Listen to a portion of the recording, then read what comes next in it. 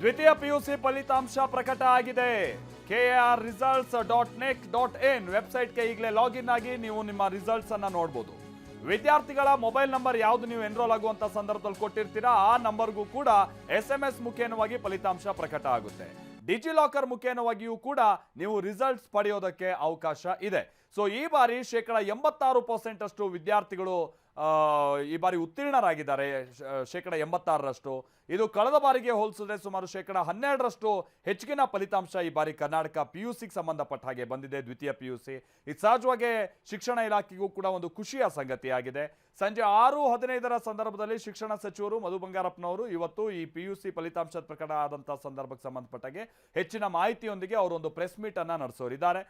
ಯಾವ್ಯಾವ ಕಾಲೇಜ್ಗಳಲ್ಲಿ ಯಾವ್ಯಾವ ವಿದ್ಯಾರ್ಥಿಗಳು ಹೆಚ್ಚಿನ ಅಂಕ ಪಡೆದಿದ್ದಾರೆ ಇದೆಲ್ಲ ನಮಗೆ ಆ ಸಂದರ್ಭದಲ್ಲಿ ತಿಳಿದು ಬರಬಹುದು ಅಂತ ಕಾಣಿಸುತ್ತೆ. ಮತ್ತೊಂದು ವಿಚಾರ ಅಂತ ಅಂದ್ರೆ ದ್ವಿತೀಯ PUC ಹೌದು ಬಹಳ ಅತಿ ಮುಖ್ಯ ಆದಂತ ಒಂದು ಪರೀಕ್ಷೆ, ಅದರ ಫಲಿತಾಂಶ. ಆದರೆ ಅದೇ ಎಲ್ಲವೂ ಅಲ್ಲ. ಆ ಕಾರಣಕ್ಕಾಗಿ ಏನೋ ನೀವು ಅಂದ್ಕೊಂಡಿದ್ದಕ್ಕಿಂತ ಸ್ವಲ್ಪ ಹೆಚ್ಚು ಕಮ್ಮಿ ಮಾರ್ಕ್ಸ್ ಬಂದಿದೆ ಅಂತ ಹೇಳ್ಕೊಂಡು ಭಾಳ ತಲೆ ಕೆಡಿಸ್ಕೊಳ್ಳೋದು, ಇಲ್ಲದೆ ಇರುವಂಥ ಯೋಚನೆಗಳು ಅದೆಲ್ಲ ಮಾಡೋಕೆ ಹೋಗ್ಬೇಡಿ. ಇದೊಂದು ಪ್ರಮುಖವಾದಂಥ ಘಟ್ಟ ಹೌದು, ಆದರೆ ಇದು ಅಂತಿಮ ಘಟ್ಟ ಅಲ್ಲ. ಇದು it's a part of your journey. So ಹಾಗಾಗಿ ಇದನ್ನು ಭಾಳ ತಲೆ ಕೆಡಿಸ್ಕೊಂಡು ಮಗದೊಂದು ಸಮಸ್ಯೆ ನನ್ನಲ್ಲ.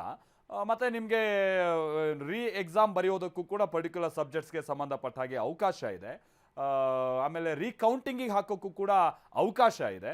ಸೊ ಅಂಥ ಎಲ್ಲ ವ್ಯವಸ್ಥೆಗಳನ್ನು ನೀವು ಬಳಸ್ಕೊಂಡು ಮುಂದೆ CET, NEET ಮತ್ತೊಂದು ರೀತಿಯಾದ ಕೌನ್ಸಿಲಿಂಗ್ಗಳಿಗೆ ನಿಮಗೆ ಸಿದ್ಧ ಆಗೋದಕ್ಕೂ ಕೂಡ ಅವಕಾಶಗಳಿದೆ.